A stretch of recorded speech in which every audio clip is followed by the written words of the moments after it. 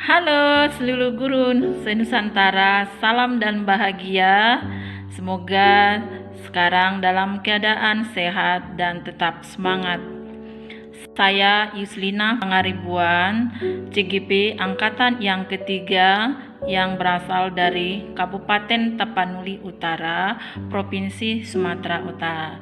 Dalam kali ini saya akan menyampaikan tugas saya, yaitu modul 3.1.A.7 demonstrasi kontekstual pengambilan keputusan sebagai pemimpin pembelajaran.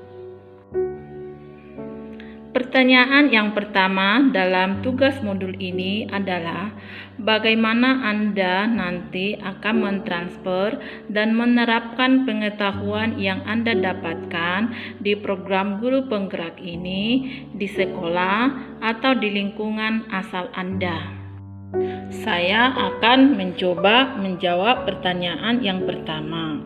Seorang pemimpin pembelajaran dikatakan berhasil jika pada menentukan keputusan yang efektif, di mana secara langsung atau tidak langsung dapat menentukan sebuah arah dan tujuan dalam lembaga yang dipimpinnya, yang akan berdampak pada mutu pendidikan yang didapat oleh murid.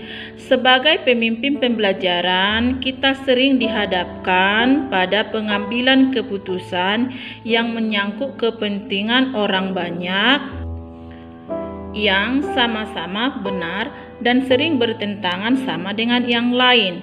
Saya akan membuka ruang diskusi positif dan ruang kolaborasi antara guru di sekolah untuk meningkatkan kualitas pembelajaran di sekolah. Pertanyaan yang kedua dalam modul ini adalah, apa langkah-langkah awal yang Anda lakukan untuk memulai pengambilan keputusan berdasarkan pemimpin pembelajaran? Saya akan menjawabnya. Pengambilan keputusan sebagai pemimpin pembelajaran yang dapat mengakomodasi semua pihak, tentunya kita memperhatikan yaitu bagaimana pengalaman kita dalam berbagai situasi, pemikiran-pemikiran yang melandasi apakah keputusan yang kita buat sesuai dengan dan keputusan yang kita buat apakah hanya rasa kasihan. Berkenaan dengan hal tersebut, sebaiknya ada 4 paradigma yang harus kita kuasai dan 3 prinsip beserta 5 langkah pengambilan keputusan dan pengujian keputusan sebagai pemimpin pembelajaran. Dalam pengambilan keputusan selanjutnya, saya akan mensosialisasikan kepada rekan sejawat bagaimana cara mengambil suatu keputusan, karena langkah-langkah tersebut sangat penting dalam pengambilan keputusan dan sudah meminimalisasi dampak keputusan yang kita ambil. Selain itu, saya dapat mensosialisasikan melalui media sosial yang saya miliki seperti WhatsApp, Twitter, Instagram, Facebook, TikTok. Pertanyaan yang ketiga di dalam modul ini adalah, mulai kapan Anda akan menerapkan langkah-langkah tersebut? Hari ini, besok, minggu depan, hari apa? Catat rencana Anda sehingga Anda tidak lupa. Langkah awal yang saya lakukan dalam pengambilan keputusan berdasarkan pemimpin pembelajaran adalah menganalisis kasus tersebut, apakah ada dilema etika atau rujukan moral. Selanjutnya, apakah kasus tersebut dilema etika, maka saya menerapkan 9 langkah pengambilan keputusan dan pengujian keputusan.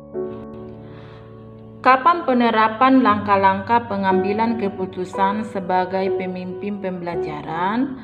Jawabannya, sejak ada situasi yang dialami. Misalnya hari ini, penerapan langkah-langkah tersebut akan dilakukan pada hari tersebut. Selanjutnya adalah sebagai pemimpin pembelajaran, keputusan berdasarkan langkah-langkah berikut ini. Membedakan apakah masalah yang kita hadapi yaitu dilema etika atau bujukan moral.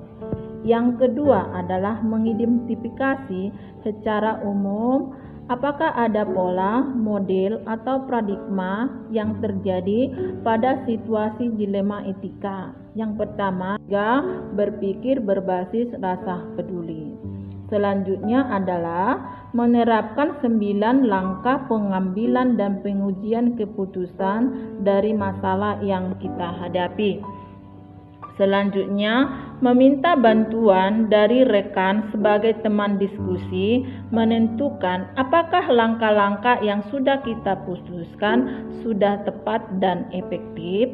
Selanjutnya adalah langkah atau keputusan yang kita buat dijadikan menjadi. Pertanyaan yang keempat dalam modul ini adalah siapa yang akan menjadi pendamping Anda dalam menjalankan pengambilan keputusan sebagai pemimpin pembelajaran?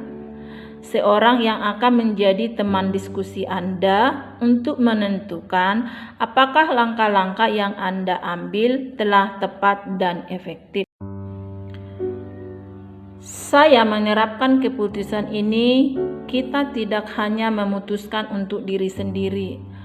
Masukan dari teman sejawat dapat kita jadikan sebagai bahan pembanding atau menguatkan kembali keputusan yang sudah kita ambil. Apakah sudah tepat dan efektif? Menurut saya, yang tepat menjadi pendamping saya dalam pengambilan keputusan dan teman diskusi saya adalah kepala sekolah adalah sebagai pemimpin sekolah, dan yang kedua adalah teman guru atau teman sejawat, dan yang ketiga adalah peserta didik saya, dan yang keempat adalah orang tua murid, dan yang kelima adalah komite sekolah sebagai pengawas sekolah.